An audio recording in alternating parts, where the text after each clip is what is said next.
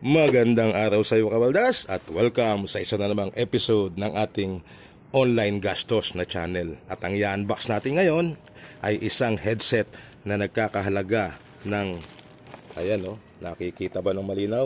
1,356 and 75 centavos. Siyempre, galing ito sa Lazada Mall. So yung mismong flagship store nitong brand na ating bubuksan ang pinagbilhan nitong headset na ito. At buksan na agad natin siya para wala nang maraming abe-aberya. Ayan, ang itsura niya. At ang brand ay Logitech. Diba?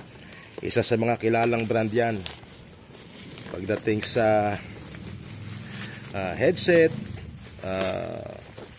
keyboard, halimbawa, mouse, sa camera, yun, computer cameras. Ayan. Ito ay modelong H340. Pasensya na sa ingay ha. At tayo yung nasa labas Outdoor unboxing tayo. So H340 ang modelo niya. At ito nagkakahalaga ng 1,356 and 75 centavos. So, buksan natin. Hanapin natin. Ayan, mayroong tape dito. Kailangan natin ng gunting. Ito na. Dala na natin ang gunting. Buksan na natin kagad para makita. Yung features muna pala, ayan. Ano ba ang maganda dito sa headset na to? Digital sound quality. Meron din siyang noise cancelling microphone at adjustable headband. Ayun lang yung features niya. 1,356 na agad yung halaga niya. Anyway, medyo may kamahalan po talaga yung mga brand na Logitech. No, may kamahalan talaga yan. At mahirap ang buksan, makapit ang ginawang makapit yung ginawa na tape, adhesive tape niya.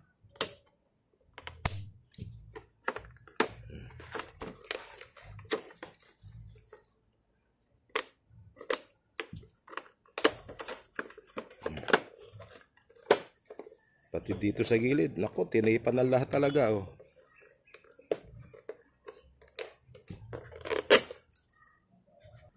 Hindi pala gunting ang kailangan cutter. Loko. Loko. Sampa. Ito pa, loko. Ayan. Putol ka ngayon. Okay. So dito, hinihila lang ito. At ayan na, yung ating headset. USB. Okay? May USB yan. Nandito sa likod. Ayan. At may kasama siyang manual. Alright? So, simpleng-simple lang. Itong ating nabili na Logitech. Okay? Headset. Ayan. 1,356. Tanggalin natin.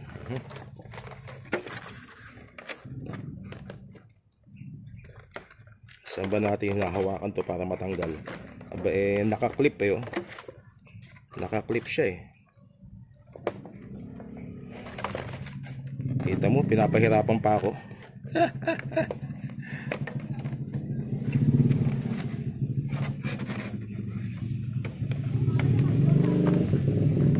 Tanggalin natin siya dyan. Yan.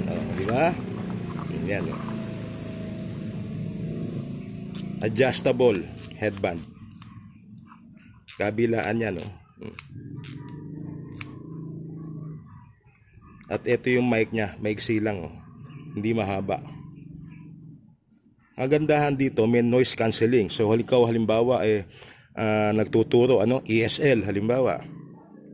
Magandang gamitin ito kasi medyo nami-minimize niya yung ingay sa paligid. Halimbawa, mayroong electric fan.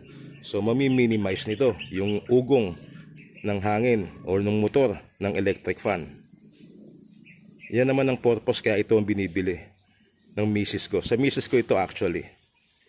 At pagka nagtuturo ka halimbawa, or kaya BPO, o kaya sa bahay ka nagtatrabaho, pwede mong gamitin ito. Okay? Balik na natin.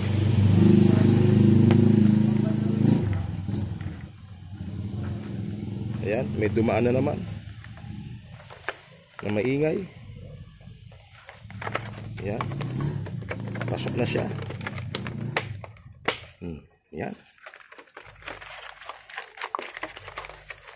So, ito yung ating nabili na Logitech headset from Lazada.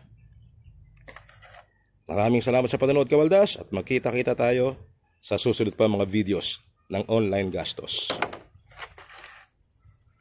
Babu.